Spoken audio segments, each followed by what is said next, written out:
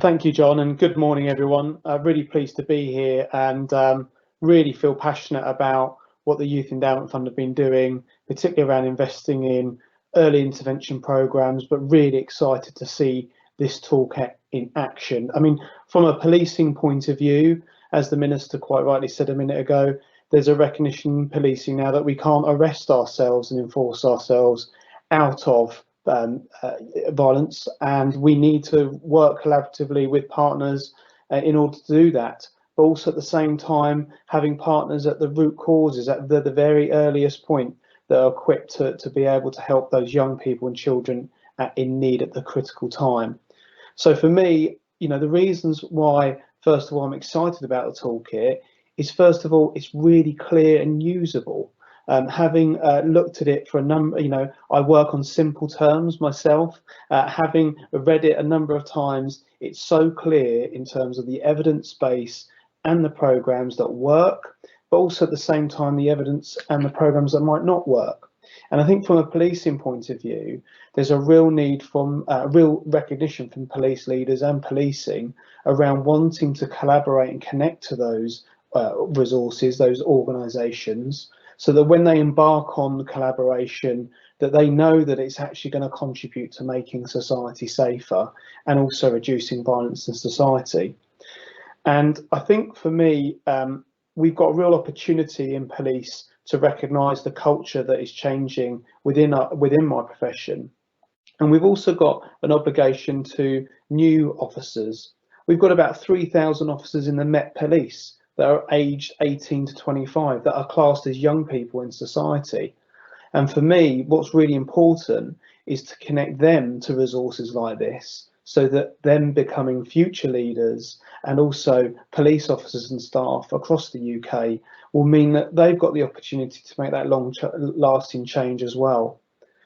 And for me, what's at the heart of it is relationships. The reason why I say that is because of all the evidence that's been highlighted in this toolkit.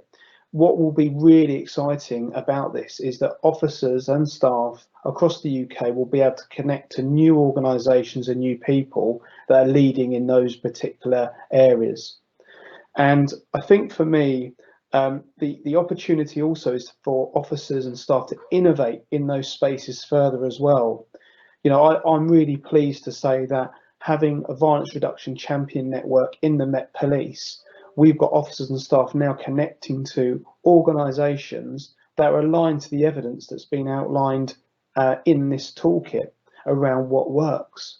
And I think we've probably got to have an honest conversation now in society, in policing and in other sectors around what works. And as the Minister again said earlier, what's the best investment? Because it takes time, it takes finance, and it takes a huge amount of personal effort to embed programs and solutions into society.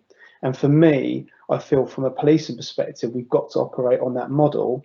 Otherwise, we won't serve the public in the best way we possibly can.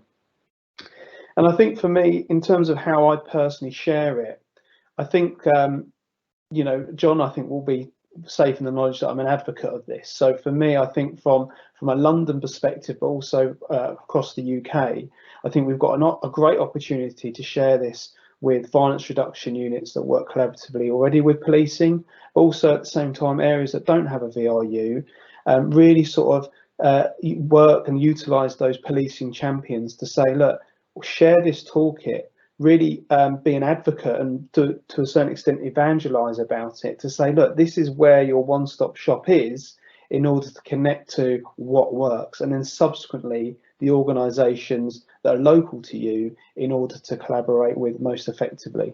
And then working with the Youth Endowment Fund, it then gives the Youth Endowment Fund a real sort of consensus about how policing is collaboratively working with those organisations, so that in the future you may even be able to sustain them financially, so that in line with what works, the evidence base just gets richer.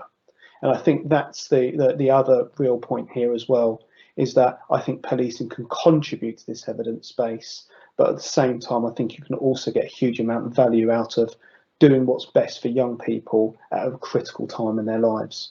So John, they're my thoughts from a policing perspective, but I really welcome it, and it's really exciting to see.